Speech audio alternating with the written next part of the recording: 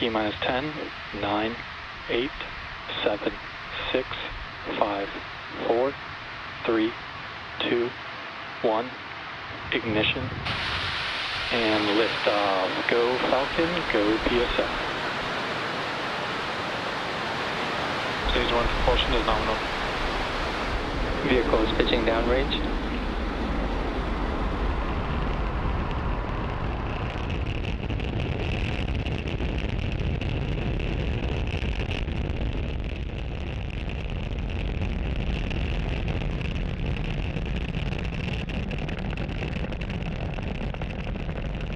That incredible view means that Falcon 9 has successfully lifted off from pad 40, and right now we are throttling down to prepare for max Q in about 30 seconds.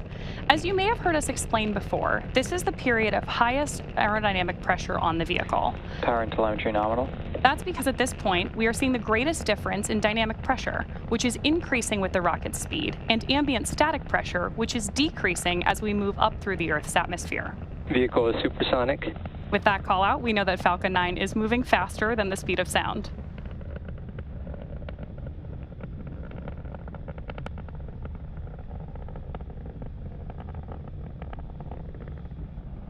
Max Q. With confirmation that we've passed through max Q, we have 3 events coming up in quick succession, starting with main engine cutoff, stage separation, SES-1, or second engine start 1. Main engine cutoff, or MECO for short, is where all 9 Merlin 1D engines will shut off to slow down the vehicle in preparation for the next event, stage separation, or stage sep for short. That's where the first stage booster will separate from the second stage. Right after stage sep, the first stage will start its journey back to Earth, targeting a landing on our drone ship, a shortfall of Gravitas, which is currently stationed in the Atlantic Ocean, about 680 kilometers downrange. Now, during that time, Stage 2 will continue on its journey to space with the third event, Second Engine Start 1, or SES-1 on the nets, and this is where the single MVAC engine will ignite to propel the second stage along with the PSN Cetria payload to orbit.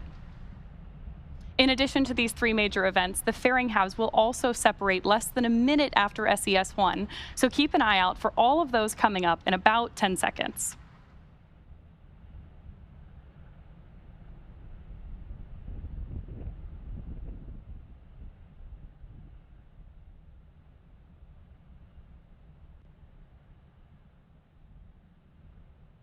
Main engine cutoff. Stage separation confirmed.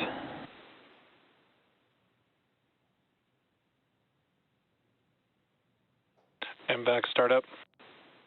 So you heard the callouts there, and you can see on your screen in this great dual view that we have that the MVAC engine on our second stage has ignited.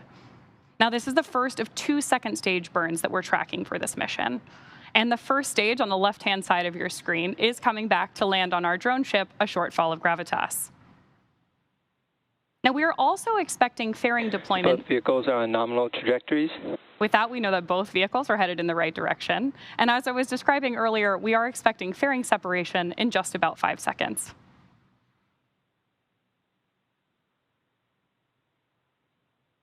Fairing separation confirmed. As some of you mentioned earlier, reusability is part of our secret sauce here at SpaceX. So with that confirmation of fairing separation, we know that both of those are coming home again. The first, or one of them is flying Acquisition of signal Bermuda. for the 7th time, and the other for its 9th.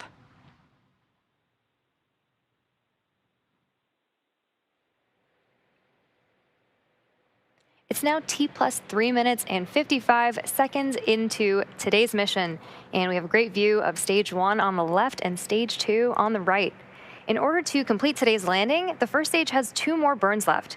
Next up will be the entry burn, where 3 of the Merlin engines on the first stage will reignite, and this will help slow down the F9 first stage as it re-enters the upper part of the Earth's atmosphere.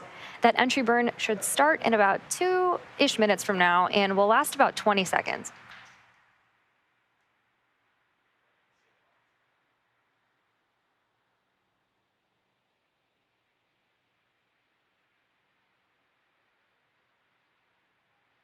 You can see 2 of the 4 hypersonic grid fins that are positioned near the base of the interstage on the booster. And stage 1 is currently using nothing but the grid fins for steering as it's returning back to Earth.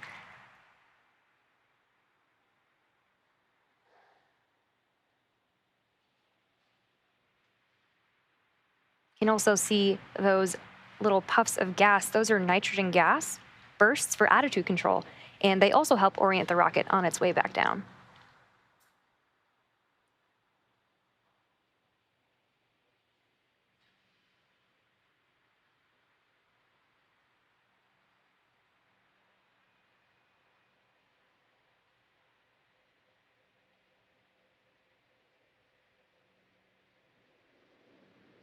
And some really awesome views of planet Earth behind stage 2. And again, that entry burn on the first stage coming up in about a minute.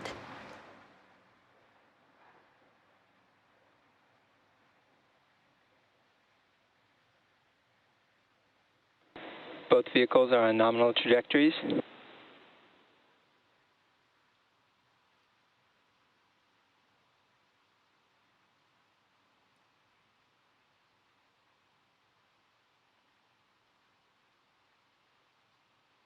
Like I promised, we have great views of Earth behind MVAC and behind the first stage as it's coming back down to Earth.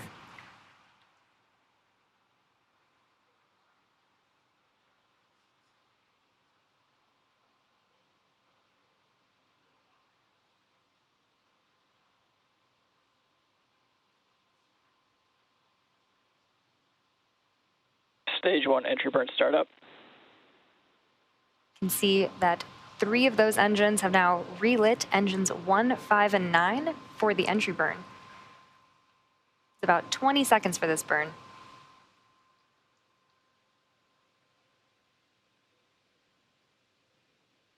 Stage 1 entry burn shutdown. Now, with confirmation of entry burn shutdown, we have one last burn before the first stage attempts to land on our drone ship, and Stage 1 FTS has saved. and that is the landing burn.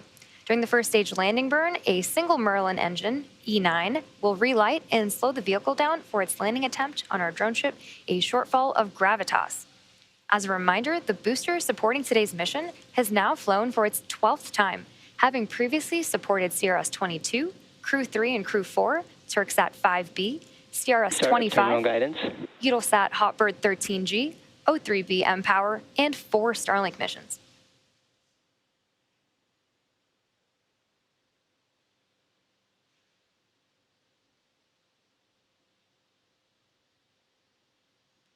We'll also be coming up on SECO 1 or second engine cutoff 1 in about 30 seconds from now. Stage 1 transonic. Stage 2 FTS was saved. You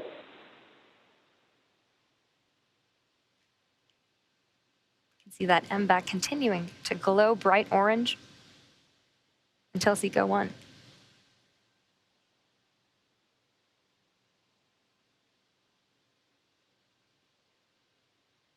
Nominal orbit insertion. MVAC shutdown.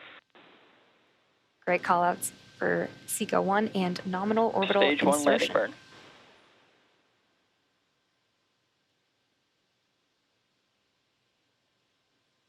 Expected loss of signal, Cape Canaveral.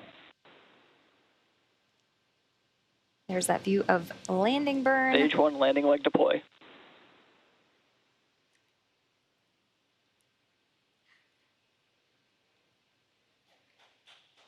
And a great view of landing. This landing marks the 12th successful landing for this particular booster and marks our 201st overall successful recovery of an orbital class rocket.